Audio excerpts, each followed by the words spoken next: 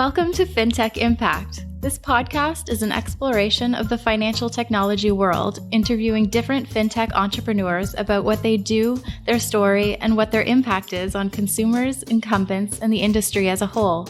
Here's your host, award-winning financial planner, university lecturer, and writer, Jason Pereira. Welcome to Fintech Impact. I'm your host, Jason Pereira. Just a quick piece of housekeeping before I get started on today's guest. I will be speaking at the Wealth Professionals Summit on Leadership and Technology on May 30th in Toronto for anyone who's interested in coming. Basically, my focus will be talking about tools for advisor office efficiency, basically how to leverage the various fintechs and non-fintechs out there to run your office more effectively, quickly, efficiently, far less paper, and basically free up your time. So with that, let's move on. Today, I have the pleasure of interviewing Aly Dhalla. Aly Dhalla is the CEO and co-founder of Finaeo. Finaeo originally started off as a CRM for advisors, but really their focus was always on insurance advisors. And with that, the real goal was to essentially create an integrated solution that would take the advisor and client experience all the way from data gathering all the way through issuance of policy and the life of the policy. So what they're really trying to do is solve the entire issue that the industry is seeing in terms of slow processing and almost a very antiquated system for getting things done. So basically, they're trying to tackle the solution all the way down the value chain. While this is predominantly Canadian-centric at this point, the important thing to remember is the model is essentially the same across the world. And because of that, what they learn here and apply here is going to be deployable elsewhere. And that's why they're starting to attract international venture funding. And with that, my interview with Aly Dhalla. Enjoy. Hello, Aly. Hey, how's it going? Good. Thanks for making the time. Thank you. So, Aly Dhalla of Faneo'a. Tell us about Finaeo. Yeah, for sure. So Finaeo is a platform to help independent advisors do their job easier. We help giving them digital toolkits to work through all their front office needs, and we connect it to a back office system to help move from prospect to policy in one workflow. So effectively, we've reinvented some of the digital intermediary space by helping connect advisors front office to the back office and help them procure policies easier. Okay. So when you talk about advisors, we're specifically talking about the insurance industry in general. You got it. So tell us about your background before we get into the company. For sure. So I'm an ex-financial advisor. I spent 7.5 years as a planner working for one of the big banks. While I was there, I had a very unique pleasure of serving on their innovation team as well. So I helped create tools internally for retail banking, and then had an opportunity after just about 8 years to leave and join a startup. So I was the first employee at a tech company called Banana, which, don't laugh at the name. I'm just curious of what it could possibly do. It was actually a benefits platform. So the theory of the name is that the bunch of the banana, the top of it would be the technology, and each banana would be a benefit line, and it would roll together in a bunch of bananas. So anyways, I've heard of similar concepts of trying to figure out or frame stuff, and I actually have an interview with one in a couple of weeks, but nevertheless, okay. So long story short, I ended up with Banana. We got acquired by a TPA, third-party administration company called Benefits by Design.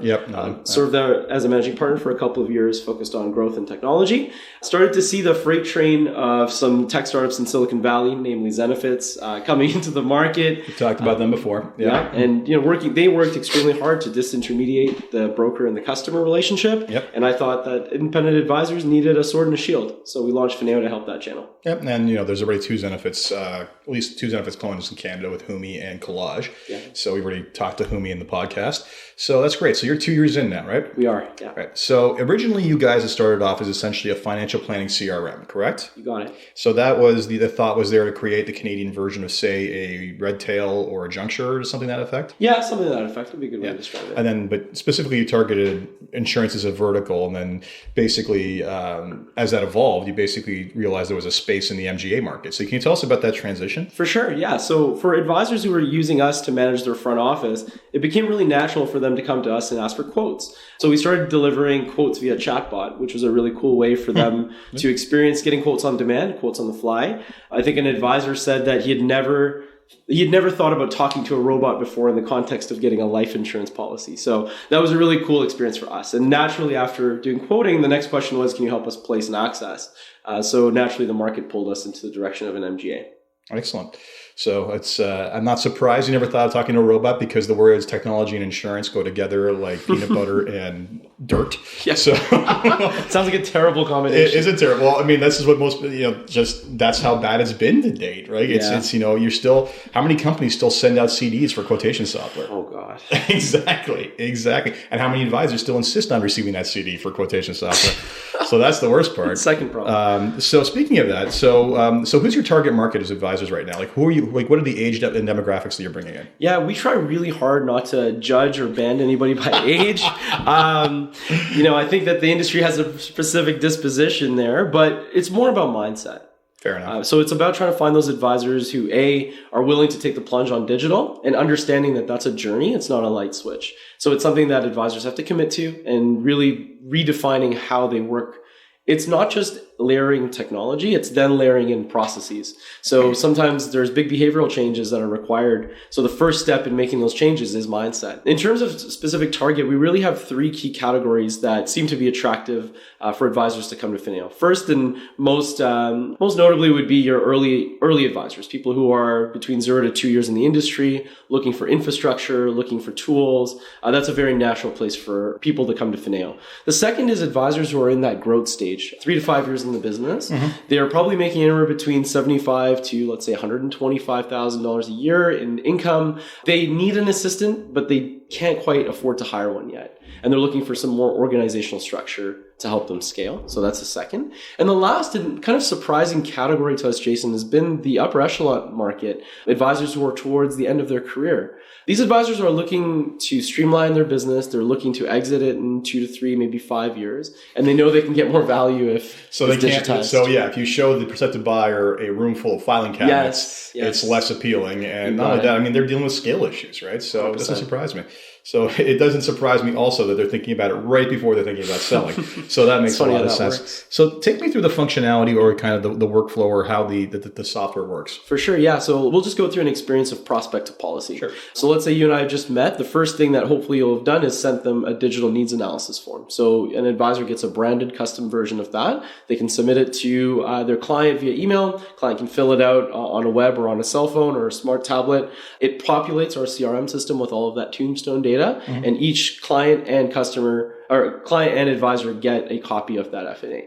So it's time and date stamped for compliance purposes. From there, an advisor can now walk into their software, log in from anywhere that they need to, and they can start their journey. Whether that's I need to create a follow-up task, whether I need to book a meeting, whether I need to start meeting notes. We have a really powerful audio dictation via the app that allows them to take notes on the fly without having to write anything. And a lot of our advisors love that option because it saves them a lot of time. From there, then they can walk through the opportunity building experience. So if you've ever ordered, let's say a pizza from Panago or Domino's, you get an order tracker and it'll tell you, my pizza's in the oven, my pizza's out for delivery. So we create an experience for them in a workflow like that as well. So as you're starting your opportunity builder, you can have a draft stage, you can move it into it's being submitted. And then for us as your back office, your digital MGA will provide you with notifications on the status of your policy through notifications on the app or through an email or text, depending on how you want to be communicated with. Mm-hmm. And then we become your central database as that policy is being procured.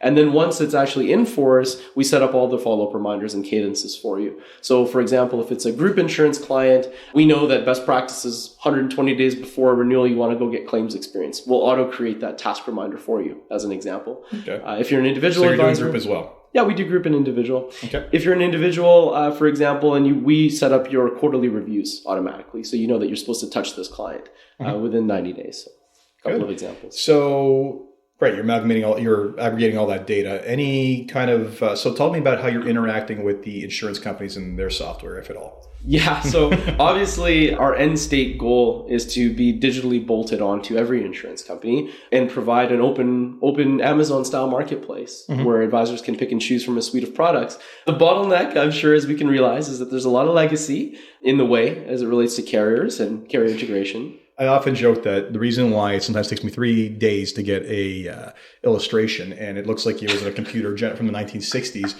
is because they're just waiting for people to die, so they don't have to transition the data. It's pretty bleak. It is bleak. But let's be realistic. Please tell me why I'm getting dot matrix printouts on something that looks like it was basically done with punch cards. Like it's pretty bad. Yeah. But that being said, having talked to some innovation officers in those companies, I know that it's changing. So absolutely, there's hope. So there is hope. It's a journey. Yeah. The first step for a lot of these carriers is to amalgamate their systems into one place. Then from there is to digitally put it in the cloud. Then they can think about opening up things like APIs. So right now for data connectivity, we have to do things in a traditional way, file dropping. Yeah. Which is terrible. Yeah. We have to use really band-aid technology like iframing even. And data scraping?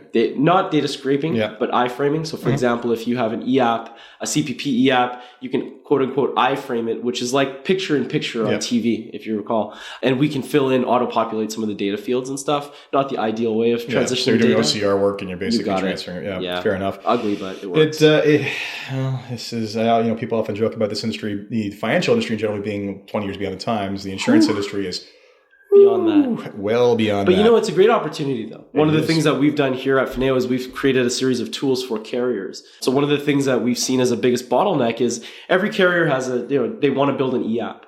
As an example. But none of them want to agree on a standardized e-app. Well, we'll leave that one alone for now. But that e-app process, that's not really their secret sauce. There's nothing proprietary about a digital form. No. Their piece is underwriting, it's brand, it's price, it's optimization on product. So we built a drag and drop e-app builder that an administrator can use at a carrier instead of an engineer. And it actually generates an API token for them with a series of integration docs. So as soon as they're cloud ready and they're ready to take our data feed, it automatically generates it for them. So some of the smaller to mid-sized players must be very happy about that. Some of the larger ones have done it themselves and to varying success, but at a heavy cost. At a very heavy cost. And interesting levels of bottlenecking because of it. But anyway, that being said, so you guys are very much on trend, and you're very much on trend for in terms of data aggregation, in terms of creating straight-through workflows. And on top of that, I'm curious, how much harvesting of the data are you guys doing? Like, are you looking to find opportunities like on individual sales? Absolutely. So you're basically looking for like when's the T10 to T20 window, and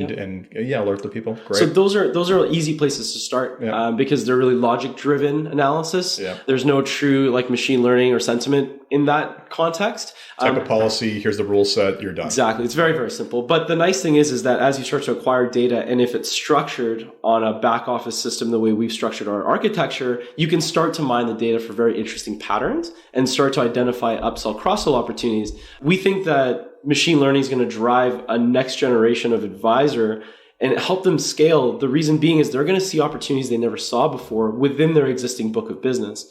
When we talk to advisors about strategy and how to grow their portfolios, the question is not about how do I get a new customer? It's how do I go back to my book of business and rehash a relationship and then ask for a referral rather than going out to lead generate online through digital marketing as an example. So data analysis is a huge, huge piece of our platform. So any consideration or any plans towards integration with other third-party tools? Like say financial planning software, lots of different fintechs out there. What are your thoughts on that? Any plans or anything in the works thus far? Yeah, I think it's about creating an ecosystem on a platform. And that can only happen if you have open architecture that you can plug other party tools into. And the second is you have to have a willingness as a startup or as a company to want to integrate with others.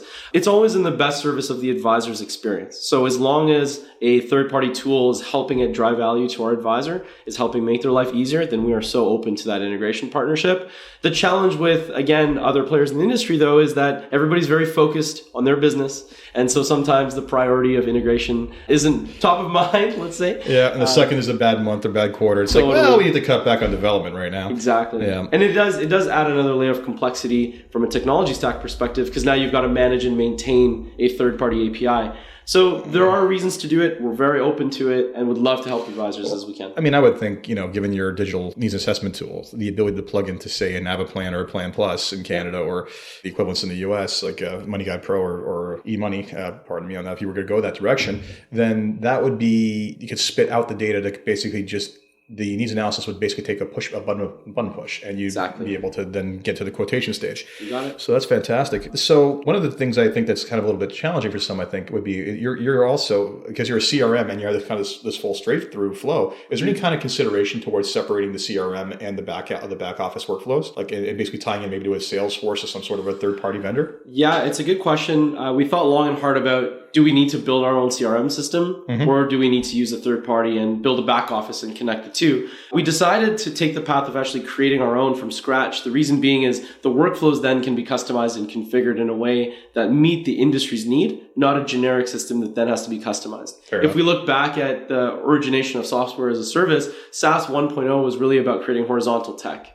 And SaaS 2.0 is about verticalizing. Yep. So I think if we desegregate the back office and front office, we're going to land in the same problem. So to bring that back to regular English, what we're talking about is, no, it's okay. I get a little bit too tech speak sometimes too. But bottom line is, sales of software, companies like Salesforce and whatnot, it was all about going wide and providing tools that anyone could use. And now what we're talking about is providing tools along very narrow fields. So specifically to insurance, for example, and specifically to investment or whatever it might be. And that's really the trend as well. And it makes sense because you've built, everybody's built this architecture, this infrastructure for the general population. That is now a very red ocean, for lack of a better term, because there's been winners, very big winners. The opportunity now is basically to better service individual needs. Absolutely. So what's the reception from your competition been? I'm curious. I'm only chuckling because it's tough for me to identify the competition at times because there's not another digital MGA out there. So we really play in two specific spaces. MGAs in general. So the MGAs in general, I hope that they're inspired by some of the things that we're doing. We have an internal mindset that we're happy to partner with our competition because I don't think anybody has to lose for someone else to win. I think we can all win at this together. But I do think that there has to be an openness and a willingness to understand that technology is the future of distribution, is the future of compliance, is the future of communication with clients. So if we're not focusing on those things as a core competency for an MGA, then I think we're missing a lot of what it's going to take to last for the next 10, 20, 30, 40 years.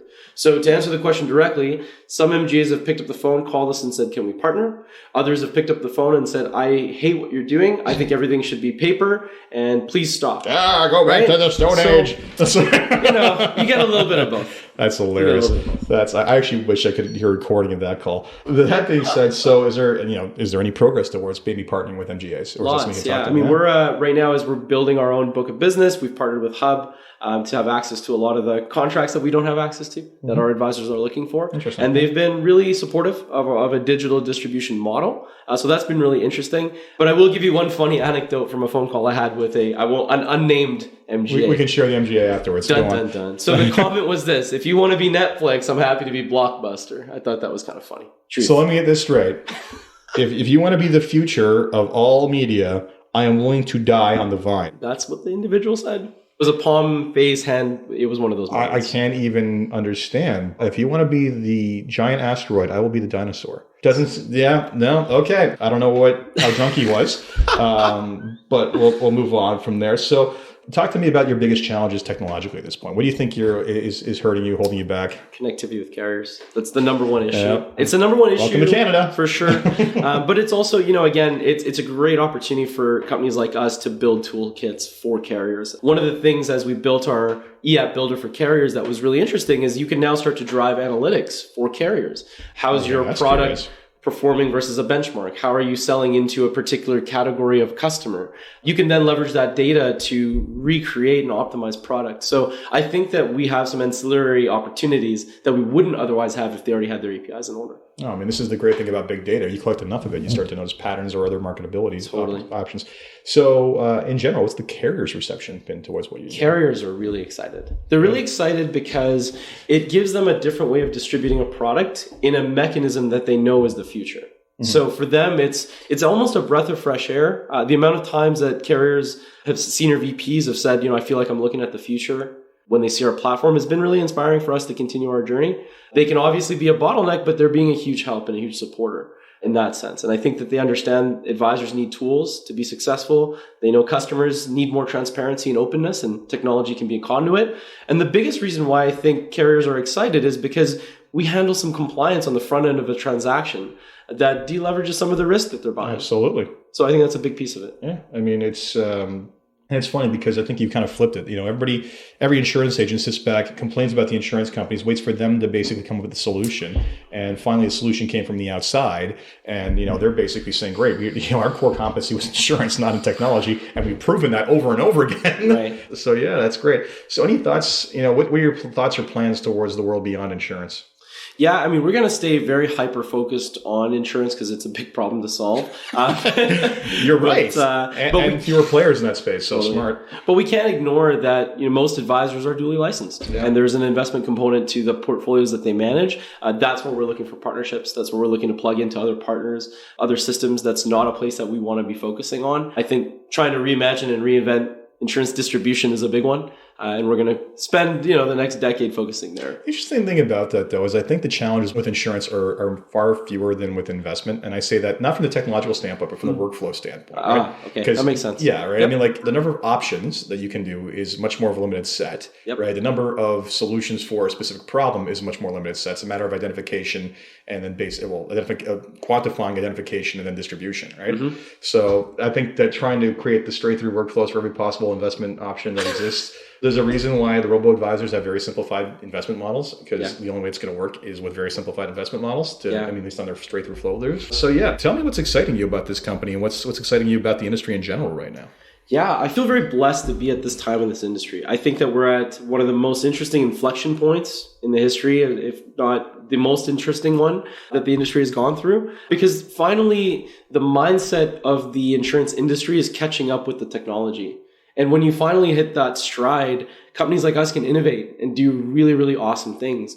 Future is scary and change is very scary for a lot of people, but we're also starting to see the advisor community rally around it because I think that they're starting to experience it in other parts of their life. When you think about going to order something on Amazon and it shows up via drone in 24 hours, why does it still require me to mail in a paper app? Like it blows my mind. So advisors are excited. It's funny because it's one of these things where you always hear people complain about millennials' lack of patience for things to actually happen. And you know what? I'm sorry, they're right. Why does it take as long as it does to get an insurance policy done? I mean, the fact that from initial conversation to quotation to application, and then God forbid there's an APS involved and the doctor's involved. I mean, the fact that we actually have to have a doctor fill out a form that gets faxed to them in this day and age is beyond disgusting at this point. So I have to coach clients to say, hey, you know what? This is a 3-month process. And if your doctor holds up the process, I can't promise anything, right? Like is it any one, like again, that pizza, process meter is stuck on underwriting. It's going to be stuck on underwriting for a long time. And that's a problem. And really you can get anything else in this world, like you said, delivered to your door pretty much by drone pretty soon, same day. Yet you can't get a bloody insurance policy done for the equivalent of an entire season. Yeah, it's mind-blowing. I mean, with that said, though, I think sometimes consumers underappreciate the value of a great financial plan and a great planning process. As a financial planner, I will tell you that it's true. And we're not, this isn't drive-through insurance. You're not, no disrespect to anybody in PNC, but this isn't PNC. This is complex life and health. Here's the thing. I'm not diminishing the time that should go on the front end. The front end is where all the time actually should be spent, right? The back end stuff is something that, frankly, it's all process-driven. It's all information-driven. And frankly, it's just a matter of access and having the right processes and technology in place to drive that start to finish. Absolutely. So, I mean, I'm not a believer that, you know what, you need a quick term policy to cover a mortgage. That's fine, but you're not covering your entire need, right? But if you actually want to have the proper types of coverage, the proper benefits, the proper benefit amounts in place and the riders, that takes time to figure out, and it takes a human being to help consult on that. I mean, you can get probably some of the distance with technology, but there's a very emotional human aspect of this stuff that needs to be dealt with. I mean, my co-founder always tells me a story about the first time he paid out a death claim. And he always uses a very specific word. He says, I was privileged to be at that kitchen table and to wrap my arms around that woman and to tell her she was going to be okay. Right. And that's a very visceral experience. When you've gone through that as an advisor, many times, it changes you. It changes you. And that's the important part about advice. You're right. I mean, people are at their most vulnerable and you're delivering security. Like there's, you're never going to be able to give them what they lost back. But what you can give them is a sense that it's going to be okay. Everything else is going to be okay. And that is a very powerful moment that you can, unfortunately, some people don't see it that way and just send a check, but I think people want the face-to-face interaction. So, we're talking about these trends in terms of working with advisors. So you guys have been very much using the term Bionic advisors of late. Talk about that and that kind of marketing spin. For sure. Yeah. So first of all, I'll just define the Bionic advisor mantra, and then we'll talk about how we're going to help create the future of Bionics. So Bionic advisor is simply the culmination of human and machine, both parties doing what they're great at. So the machine takes over administration, computation, and workflow, and the people do what they're great at, which is building relationship, giving great advice, and holding people through the process of making a complex decision.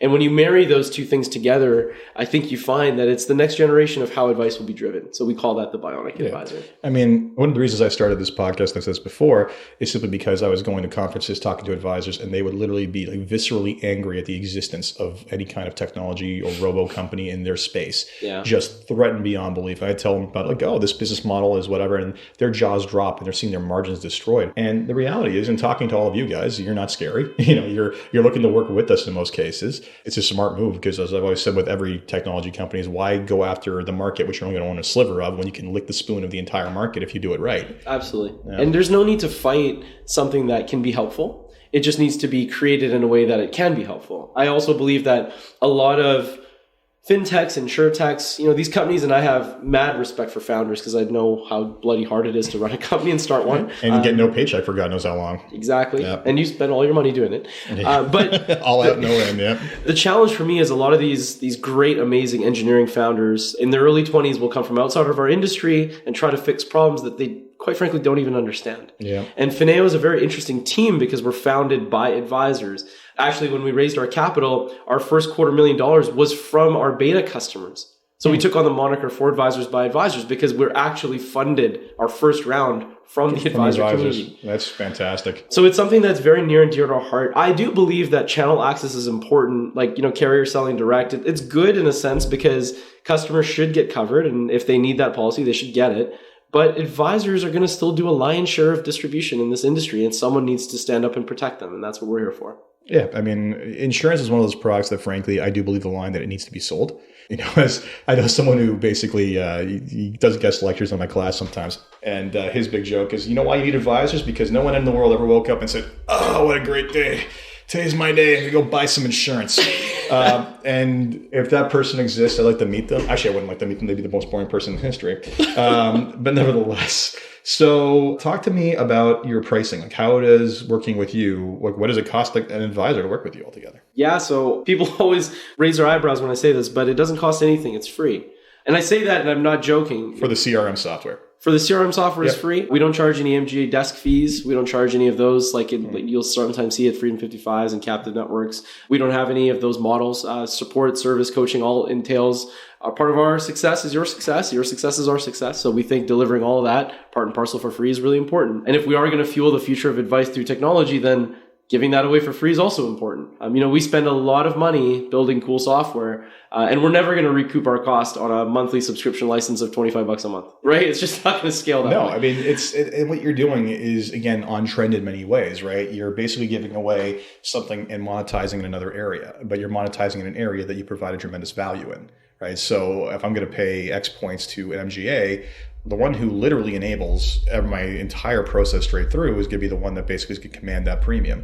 And the MGAs to date are very, very paperwork process intensive companies where I go visit these guys and my MGA is great, but sometimes I walk around those offices and the piles of paper just, I want to clutch my chest. It's just, it's terrible. It is terrible, and it's a byproduct of just where the industry's come from, and it's nobody's fault. I think the question becomes is, are you as an MGA or as a carrier or as a RE, are you going to invest that capital back into technology, or are you going to invest it into more bodies to hammer on keyboards? And then the next question is technology a core competency for you?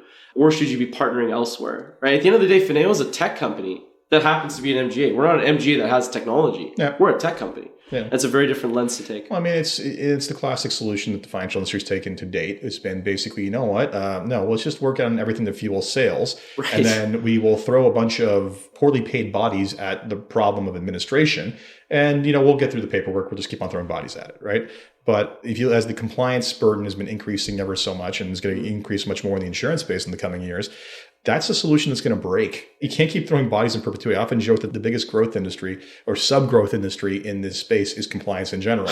And, people coming in the industry, it's like, I'm having trouble getting a job or whatever. I'm like, have you thought about getting into compliance? Because those jobs are always available. Yeah, and it's funny because the mindset of, I want to increase sales velocity should then entail saying, how do I increase the ability for an advisor to sell? And how do I do that in a way that's efficient, that drives margin, and more importantly, is compliant? Yep. And technology as a tool, as a platform, is built to solve that kind of problem. And that kind of mentality of the banks has also been pushed onto the advisors, where they're like, I need to maximize my time with the client.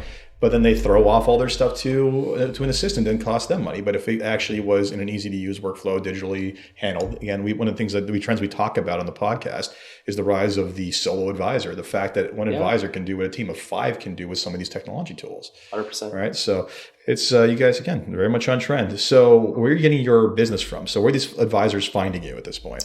I think a lot of advisors find us through our content. We put a ton of time and effort into podcasts, webinars, blogs, eBooks, and we're always trying to deliver value. I think it's really important as a company to have a voice and a brand and always to deliver to the ecosystem of financial planners and financial advisors. And so we do a lot there. The other way that they find us typically is through referrals. I mean, a lot of our industry is based on handshakes and smiles. And once advisors work with our team, they're usually great advocates and fans. And so we are very blessed to have a great referral network as well. So tell me what's in your product pipeline at this point. What are you working on right now that you're trying to add to the product? Yeah, we've actually got a major release coming out in about 30 days. We decided to take the hairy goal of rebuilding the product from the ground up because in 10 months our product was legacy. Yeah. And we had to start again. Well, that's because it makes sense. You've basically figured out everything you did wrong the first time, right? Yeah. The big, hairy, audacious goal. Yes, the BHAG. Yeah, BHAG. And, the other big thing is we got a ton of client input when we created our first version. But then once people are actually using the tool, you use analytical data, you use case studies, and you find that half the stuff that they asked for, they didn't use. Or the other side, which is, they asked for something, but it's not in the right experience that they wanted to see it. So a lot of it was just iterating. No battle plan survives the first encounter with the enemy. That's for sure. So that makes perfect sense. And you know what? And this is the thing, especially with something as complex as CRM. I mean, and the basics are there in terms of name and whatever, and the basic Rolodex information. When you get to the other functionality and that they're looking for, then it's workflow and automation. And then the other piece is structuring the data in a way that you can then do things like machine learning on top of it, so you can drive upsell, cross-sell opportunities. That's a very difficult and challenging architecture to create on a shoestring budget for a tech team. So it wasn't really until we raised our capital that we could build a 5-6 person team. So how can you talk about the capital raise? How long ago was that? And it was 250 rather? Yep. So we raised 250 originally from our angel investors, our advisors. We parlayed that with another 500K from the tech community, industry influencers, people that we really respect who we thought could help in our journey. A couple of examples like the 2 founders of TechTO. That's a great example, Jason and Alex. And then from there, we built an early product, took it to market, got some revenue, went to the venture capital community, did the song and dance, the horse and pony show. The old shuffle, Yeah, and it's a long journey. It was a 6-month process. We ended up finding the best partners that we could have hoped for in Impression Ventures. They led our seed round. We raised $2.25 million. That closed in June of 2016. Very nice. Which was great. And, I'll be honest with you, the venture capital community does not think very highly of advisors. If I could give you this stat, if you take 100 pitches that we did to 100 different VCs, only 3 of them said advisors would be around in more than 5 years. It's interesting. First of all, technology people believe, when you have a hammer, everything's a nail, right? Like, they believe that, there's no point in ever having a human being do anything whatsoever. Right. It'll all be self-serve. But there is, this is a problem or something I think about quite frequently because is my job going to exist? And it's going to exist, but it's going to exist in a very different capacity going forward, right? Because no matter how much technology we have, there's always this complexity to navigate and there's interoperability between these interconnectivity between these different priorities or different needs you have, and having someone who's going to basically be there to coach you through it. I think our role thus far in the future is going to be filtering out the options of technology that technology is throwing at them, and on top of that, being more behavioral coaches altogether. Absolutely. And so it's we'll spend far less time on the stuff that these guys want to automate. Just the problem is that guess what? On a direct-to-consumer basis, it ain't going to work that well. And there's been plenty of direct-to-consumer insurance plays that have not scaled to the dreams that they had. Yeah, I think the stat that I've seen is, as it relates to life insurance online, about 75% of the process can be done digitally, but the last 25% doesn't happen, which is the buy process. They'll do a lot of research. Oh, they get to the price, and it's just but they won't actually buy. Yeah. So that's a really interesting anecdote when you read that, and it goes back to your point earlier, which is product is sold, not bought. Exactly. It's a complex product sold, not bought. So the challenge was finding a lead investor who truly believed in the future that still had people involved in it. So that was really interesting. And then once that happened, the polarizing piece is that this investor was the second investor in Wealthsimple, who ended up leading our round. Was it Sam? No, it wasn't Sam. No. So Christian Lassonde and his team at Impression Ventures were... that's right. Yeah, the Impression was there. Impression, right? So it's really interesting because on one hand, they invested in a robo. On the other hand, they're investing in a Bionic model. So it's really natural for them to see that as a future because they said, look, the wealth category, simplified, small portfolios, you can automate some of that stuff. But the insurance world, different beast. Different beast. Then they get it. They're a fintech investor. So that was really interesting for us. And then we parlayed the rest of the round through 500 startups, IGAN, a new fund called Robo Venture Partners. Yeah. And then some of our angel investors continued to follow on in our seed round. We were actually oversubscribed and had the joy of being able to turn away capital, which was a nice place to be. Well, you must be hitting some sort of metrics because, geez, to have money thrown at you to that degree is not a small thing. We were very lucky. So literally you're going to tear the entire thing down and build it up from scratch. We already have.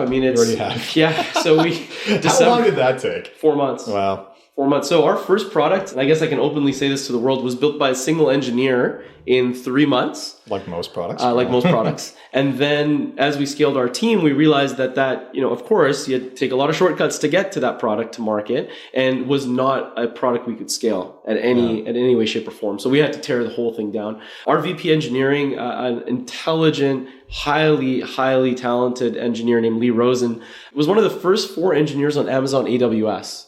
Really? So if you think about... Wow, so he built the infrastructure of everything. So if you think about ability of knowing how to scale something, Lee really knows how to scale. So just a backstory for most people who don't know this. Most companies now don't even host their own servers anymore. They all outsource everything to either Amazon, Google, or to a lesser extent, and Microsoft as well. But the reality is that Amazon is the 800-pound gorilla in this space. And I think last I saw the market, like in terms of SaaS or cloud-based revenues, something they represent something like 60% of total. Yeah. It's insanity. It's insane. It's insanity. Like literally Amazon is taxing the entire internet at this stage, which is their goal. So he came on board, he took a look at it and said, there's better ways to do things. And very common. Lee is he is an ultimate builder. And, our CTO and co-founder, Aaron Alsop, does an amazing job of recruiting top talent. And when Lee started to get under the hood, he said, gentlemen, we're going to hit a scale problem in about 3 months. So we've got a decision to make. We're either going to rip this thing apart and try to fix it, or we're just going to dump it and rebuild it. And the best answer Advantages are not a good solution. Let's just start again. There's just countless people who've proven that over the years. Yeah. So the advisors you're attracting, I'm taking it they're primarily insurance focused? They are. Yeah. Well, that makes sense. They're the ones who see the most benefit from you off the bat, right? For sure. At this stage, I don't think you would have a hard time attracting investment guys or guys who do both, simply because there is no Redtail or Juncture in Canada. We have a lot of wealth advisors that jumped on our product early days even. But we didn't turn them away. We just said, you're unfortunately not going to be our focus. We're going to focus on the insurance market. And if you want to use the product for day-to-day stuff, go ahead. But we're not going to build you anything cool, really. So use it if you want. But nevertheless, it's a value to both of you. You get a CRM for free. And you guys get more data to basically understand the usability of the actual CRM. And you actually unlock some really interesting opportunities too, because once you start educating a wealth advisor on the ability to mine their book and you start saying, hey, look at all this insurance you're leaving on the table. Why don't we partner you with another great advisor in our network and see if you guys can share cases? And so that's been really interesting. We've made matchmaking, I guess, in a sense, a couple times, which has been really awesome. Very necessary. I often talk to other advisors and the common refrain is, well, you can't be an expert at everything, but then they just kind of let the insurance thing just drift. And they're not doing their clients a service in that regard, right? No. And a lot of it comes down to, who do I find I can trust, work with, whatever it is. And if you guys have kind of that funnel, then that's a great opportunity. Yeah, it's interesting. Once we start to learn the personality type, really quickly we can find someone else in our network that we think will match them really well. When I think back to my days as a planner, I could not have done my job and served my clients as well as I did without a team around me.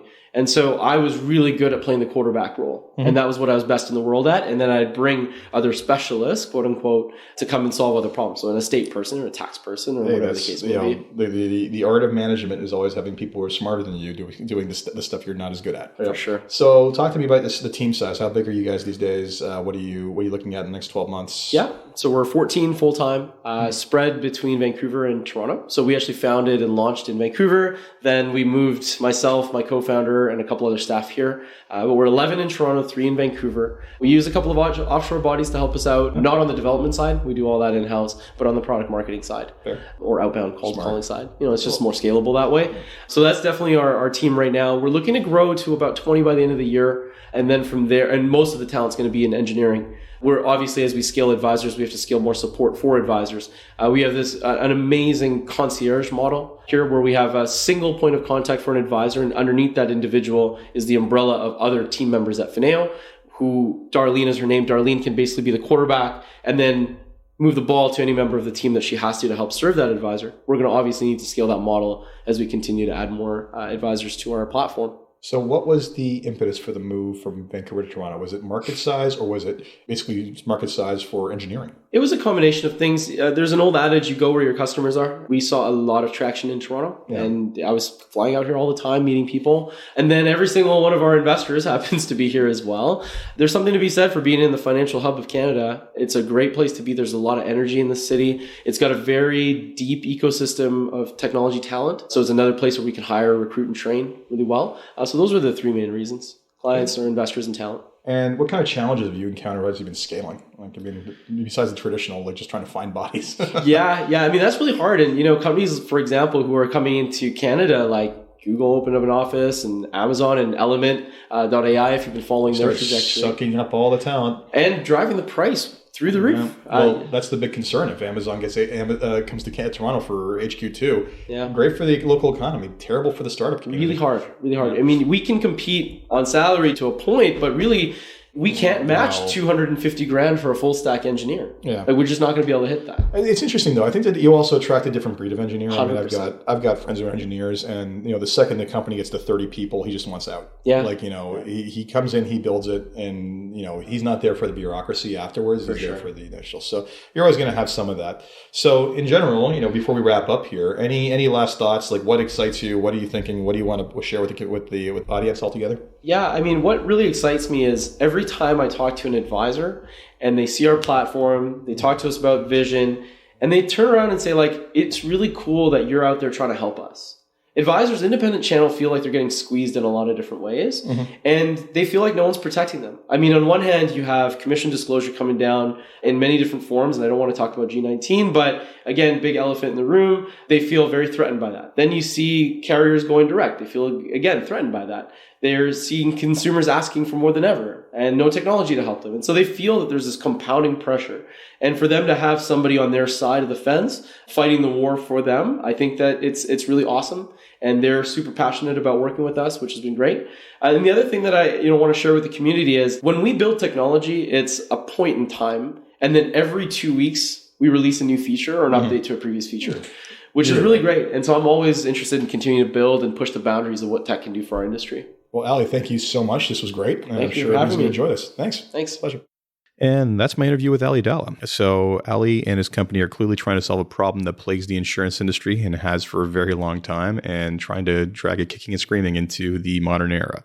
Hopefully they succeed, because God knows I and several other people would benefit from it. And with that, just a reminder that if you do like and do enjoy these podcasts, that you please leave a nice positive review on iTunes, Stitcher, SoundCloud, or wherever it is you get your podcasts. Thank you very much. And this is Jason Pereira signing off of Fintech Impact. Until next time.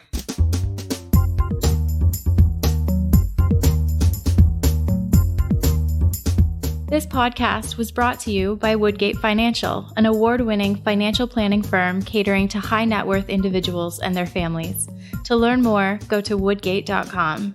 You can subscribe to this podcast on iTunes, Stitcher, and Google Play, or find more episodes at fintechimpact.co.